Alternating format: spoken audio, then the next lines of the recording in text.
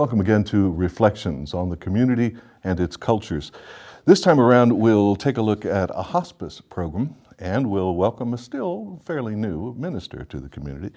Later, Edie Vernon and June Adams will talk to us about the Harry Hines Memorial Hospice Program. First up, the new, still fairly new minister at St. Andrew Catholic Church will talk about his parish and the activities there. That's coming up on Reflections. On this segment of Reflections, we welcome to the program Father Andrew Heiman, who is pastor at St. Andrew Catholic Church. It's still hard for me to say Andrew and not Andrews. St. Andrew Catholic Church in Independence, and also at St. Francis Xavier Catholic Church in Cherryvale. And you've been in our community for a fairly brief amount of time. Yes, a little less than 6 months. Okay.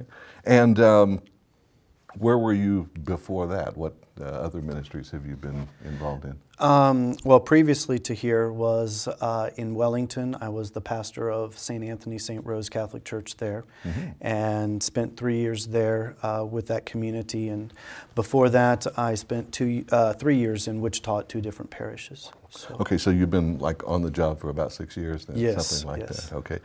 How does a person get on that job?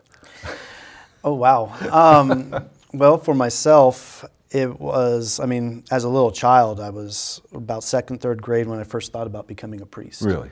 And yeah, with my family growing up, I've always had just 2 loving parents who have always kind of never steered me one way or the other, but just kind of said, you know, hey, let's invite over our parish priest for lunch or something. About once a month they'd be over and would get to know what a priest outside of their element was like. And so we would do that, and just kind of growing up, I just thought, you know, I could possibly do this. But when I hit junior high, high school, like many boys, got interested in sports and girls and everything like that. So did that really happen? Just a little, just a little. And to where when I graduated high school, I wanted to go off and become a teacher in math, high school, and coach sports and get married. But through just a little bit of time of prayer and discernment, I kind of realized that God was calling me to a different family, and to the family of His church, and just started going through that process, and ended up breaking up with my girlfriend at that time. And to this day, we're still good friends, though, so I'm thankful for that. But this came about, this sort of revival of your interest in the priesthood came about after college then, or during college? During college, okay. Actually, yes. It was. I was attending Fort Hays State University out in western Kansas, and just realized that this is something that's kind of keeps on knocking on my heart, so to say, and I just couldn't ignore it and let the stranger stand at the door forever. And I was up and honest, though, with my girlfriend when we first started dating. That it was before that I even told her, I said, you know, I might be thinking about this. And we dated for all of my junior year, and according to my mother, I dropped out of college, though, and went off to the seminary instead. I see. So dropped out of college. Oh, that's the way she put it. And I was kind of like, Mom, that was at least in the Christmas letter to all the family. And I said, you could have worded that just slightly differently. But where was your home base? You mentioned you went to Fort Hays State. Where? Kind of all over Kansas, to be honest. Really? Yes, my family originates up in northeast Kansas in a town called Seneca. It's along Highway 36, just 12 miles south of the Nebraska border. From there, though, we lived in a small little town called Olpe, Kansas, south of Emporia, 10 miles. But when I entered, I say, yeah, you're like, no, you know, I went to college in Emporia. Oh, so did you? I knew there was an Olpe around. Yes, it's not like Ron Howard's character. It's O-L-P. O-O-L-P, yes. But then we moved out to Hill City, which is northwest of Hays, Kansas, actually, and spent all my time going to school out there. And from that point on, the moving around, was it associated with your parents' work or something? With my father's job, yes. Okay. What did he do? He was a superintendent of schools. Ah, one of those, huh? Yes, yes.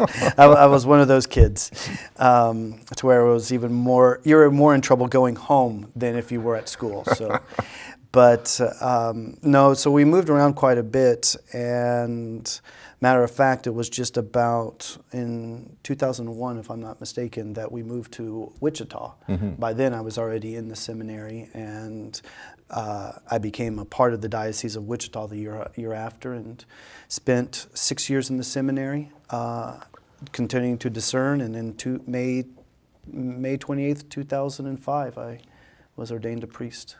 I assumed you mentioned that a Christmas letter sent out by your mother said you dropped out of college and went to the seminary. I assume you rather forcefully told her that going to a seminary was like going to a super college. I mean, that's a rough life, isn't it, the seminary? Actually, I wouldn't call it rough. I would just call it like this gigantic religious fraternity. I mean, where it was a lot of fun. I mean, it was stressful with the work that had to be done, and also you're trying to decide in those 6 years, is this really what I'm called to do for the rest of my life? I mean, am I going to be dedicated to this, not just work, but to this whole lifestyle?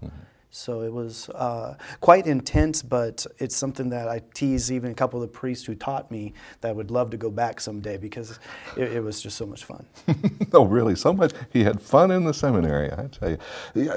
Your church, well, there are a number of other churches that fit the same pattern, but your church puts very severe demands on your commitment. I mean, that business about thinking for the 6 years in the seminary whether this is the right thing, serious thought there. I mean, you get funny clothing and everything, you know.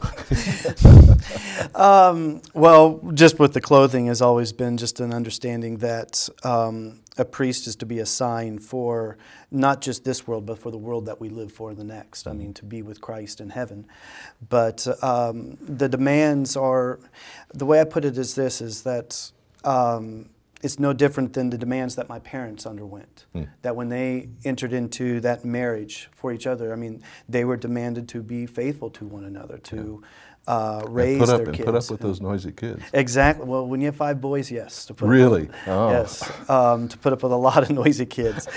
But how did you fit into the hierarchy there? I'm the middle child. The middle one. Okay, so you got it from both sides. Oh, I got it from both sides, and I always wanted to try to be the center of attention because I didn't think anyone was paying attention to me. I see. Well, you told me before the cameras came on that you were an introvert, not an extrovert. But it sounds to me like you were a show-off little kid. No, but it is very much that I had to come out of myself.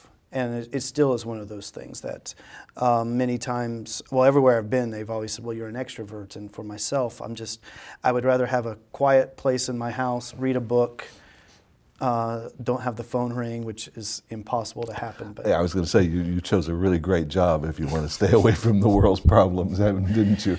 So, yes, but it's been an enjoyment. Yeah. The church, one of the things that's going on in the Catholic Church in America, and I suppose in the other English-speaking arms of the Catholic Church, is a painful thing. There's a change in the language of the basic service of the Mass. I don't know if I would say painful. I find it enjoyment. Matter of fact, I started this weekend when we first started it, just this past Saturday and Sunday, coming out saying Merry Christmas, because it was like an early Christmas gift to me. I've been looking forward to this for a long time, just because of it's so much more poetic in a way, the way the things are worded, and it really brings out more of the scriptures. A lot of the translations are meant to make the scriptures even more vivid within our prayers, within the Mass. So. Yeah, I'm an extremely old man, and you're an extremely young man. I'm not going to hold that against you for a while. I'm an extremely old man, and my memories of the Catholic Church go back to the days when it was done in Latin. Yes. And nobody knew what was being said unless they, you know, very few Latin speakers in the parish. And then the English service came about when? Roughly late 60s, early 70s. Okay. It would depend on the transition within the parish. And then there were some other integral things that went on with the church at that time, sort of a revival and sort of a more of a kind of reaching out person-to-person type thing, it seemed like, after the Vatican, you know. Second Vatican Council. Yeah, that kind of stuff. But so the language has your Have your parishioners made a good adjustment to the tweaking of the language? Well, it's always going to be a little bit of a hurdle because you're used to something. I mean, you get used to your routine and so forth. It's kind of like waking up in the morning. You know exactly what you want to do first, second, third, when to brush the teeth and so forth, that you just do it, I mean, without thinking. And so right now it's getting the people, honestly too, of a good way, just to realize, okay, what is it that we're truly saying? Why are we saying this? And like that, it's a little bit of adjustment, a little bit of a prick to say, oh, but. Yeah, the language of prayer is always sort of its own hurdle. You know, because if it's a standard prayer, then it's a standard prayer, and it's just kind of da-ba-da-ba-da-ba-da-ba-da-ba to a lot of people. And this does sort of it colors that, doesn't it? It colors that. It makes, it just reminds us too, again, of like, okay, why again are we saying these certain prayers at these certain times? And what's been really interesting for myself is my youngest brother, who I'm really pretty close to, who lives in D.C., he's texted me a couple of times simply saying, all right, why was this change put in here and so forth? And just would have to explain to him, and he simply would respond like, oh, smiley face or something like that. Yeah, right, Drew. Pretty much, yes. So, just very briefly, I mean, this is a very brief conversation, but very briefly, you've been, again, in the business of being a priest for about 6 years or so. What do you see as kind of your prime focus, your own prime focus that you bring to the job, to the church? Very simply is to be at the service of the people. My whole upbringing, my whole understanding has always been that a priest is to reflect the image of Christ, who simply said, I have come to serve, not to be served. And so it's the whole understanding. My very first homily that I gave was to let the people know that I am here to serve them, to help them get to heaven. The greatest goal that I could have as a priest is that when I die, to be able to see them there in heaven, and to know that through God's grace, I was able to be a servant to help them in that way. So that is the overarching. So you go to heaven and you just go right back into the parish, right? Well, I hope there's going to be those praying that I make it myself, that there will be those who, from the parish here and from other places where I have served and will serve, that will be there to greet me saying thank you. What is the hardest thing about your job in about 15 seconds? Hardest thing about the job? Personally for me is those that to die to self. That there is that human inclination to say, okay, it's my day off today, don't bother me or something, but then to realize, no, there's someone in need, and die to self to say, this is why I became a priest, is to serve the people. Yeah. And it's a tough job, and it's kind of a job for life. Yes, rewarding job, and I'm very thankful that God has called me to it. Much for spending some time with us. Father Andrew Heiman, St. Andrew Catholic Church and St. Francis Xavier Catholic Church, Independence and Cherryvale, respectively. Appreciate your time today. Well, thank you very much, Jim, for having me. All right. We'll have more coming up on Reflections.